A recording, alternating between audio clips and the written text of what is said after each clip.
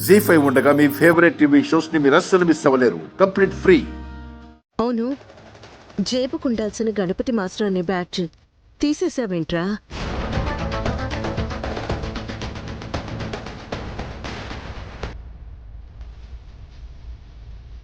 అమ్మా అది ఇందాక పిన్ ఊడిపోయిందమ్మా, తర్వాత పెట్టుకుంటానులే. రే ఆనగట్టేసుకో, మర్చిపో మాకు. అలాగే మావయ్య. అక్క వెళ్దామా? వెళ్ళొస్తాం గణపతి.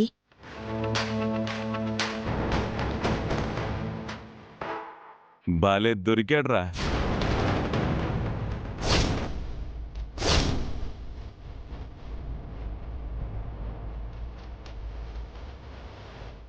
ముందు మీరు చెప్పాల్సింది చెప్పండి. రాహుకాలం వచ్చేస్తుంది. మనం ఆదినారాయణ అన్న ఇంటికి వెళ్ళాలి కదా.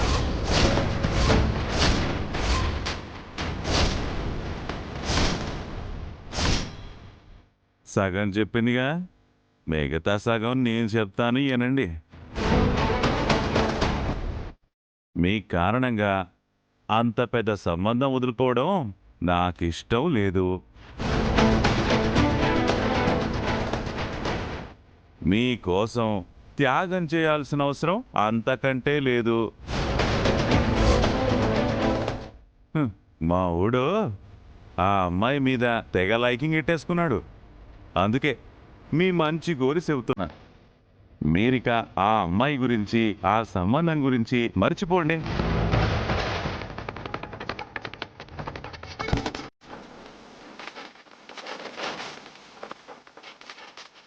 రే గణపతి, ముఖ్యంగా నువ్వు విను. ఇంకోసారి నువ్వు ఆ అమ్మాయితో క్లోజ్గా కనిపించావే అనుకో, మావిడి కోపం వస్తుంది, నువ్వు క్లోజింగ్ అయిపోతావు.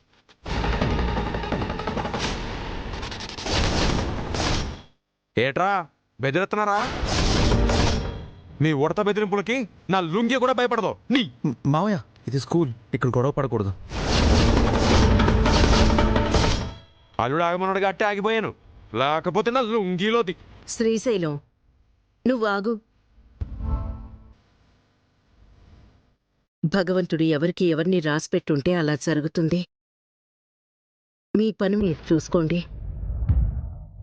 నానా ఎళ్ళి పెళ్లి ముహూర్తాలు ఎట్టుకుందాం.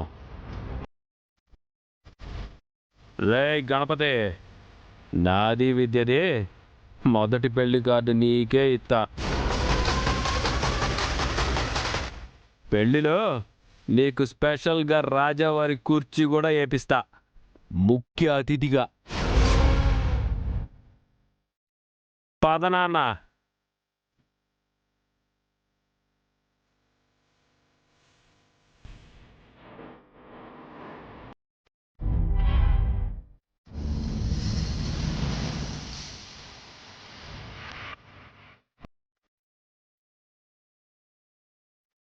చూడగానే నమస్కారం పెట్టాలన్నా ముందుగా క్షమించమని అడుగుతున్నాను నారాయణ గారు. సరే, కూర్చోండి. పర్వాలేదండి.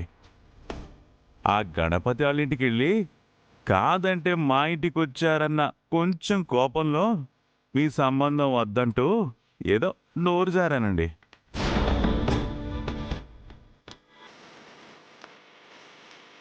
మీలాంటి పెద్ద మనిషిని బాధ పెట్టామని మాకు బాధ అనిపించి మళ్ళీ ఎతుక్కుంటూ వచ్చామండి. ఈ విషయంలో మాదే తొందరపాటండి, మన్నించండి.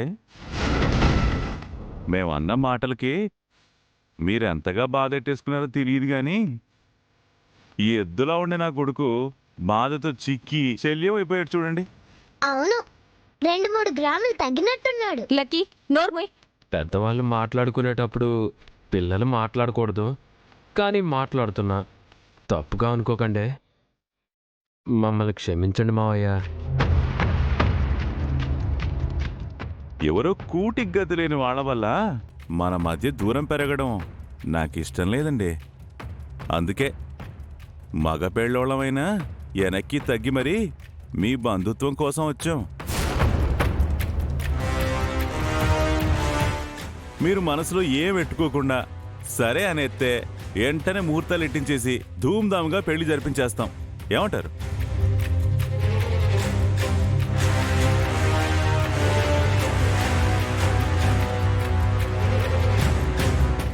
మీ మావయ్య ఆలోచిస్తున్నాడంటే ఒప్పేసుకుంటాడా ఏంటి? నాకు కూడా అదే భయంగా ఉందమ్మా. ఆలోచించకండి అన్నయ్య. మీ కూతుర్ని కోడలుగా కాకుండా నా కూతురిలా చూసుకుంటాను.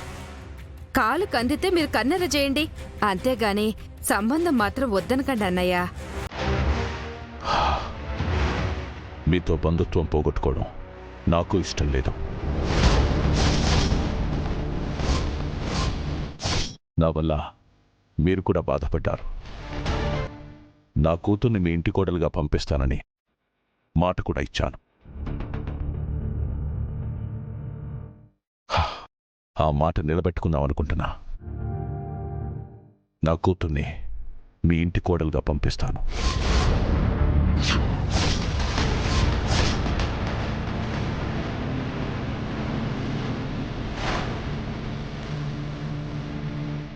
ఏమే, మీ అన్నయ్య ఒప్పుకున్నాడే? నాకు ఇప్పటికీ నమ్మకం కలగట్లా. ఇది ఓ పాలు కిలో. నిజమేనే.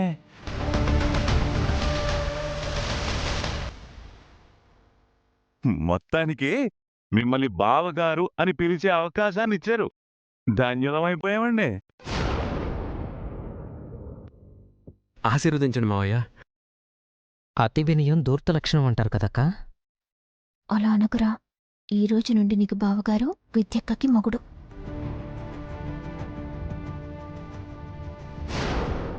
ఏమ్మా కోడలు పిల్ల, మొహంలో చిరునవ్వు లేదేంటి? క్షమించాలి. మీ ఇంటికి కోడలుగా వచ్చేది మా శ్రీవిద్య కాదు.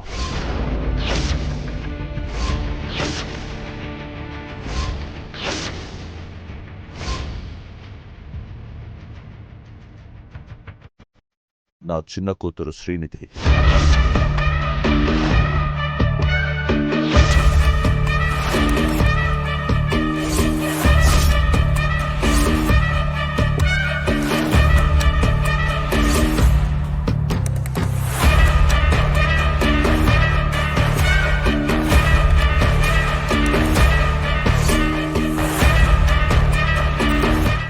ఇదేం ట్విస్టే? మన మంచికే, చూస్తూ ఉండమ్మా. ఏం మాట్లాడుతున్నారు ఆదినారాయణ గారు? మేము మీ పెద్దమ్మాయిని అడగడానికి వస్తే చిన్నమ్మాయిని చేసుకోమంటారేంటి? నా మాటలు మీ కోపాన్ని తెప్పించొచ్చు, కానీ ఇప్పుడు చెప్పిన మాట మీద ఉండడానికి నేను సిద్ధం. మరి మీ పెద్దమ్మాయిని ఎవరికిస్తున్నారో? నా కూతురు మనసుకు నచ్చిన వాడితో.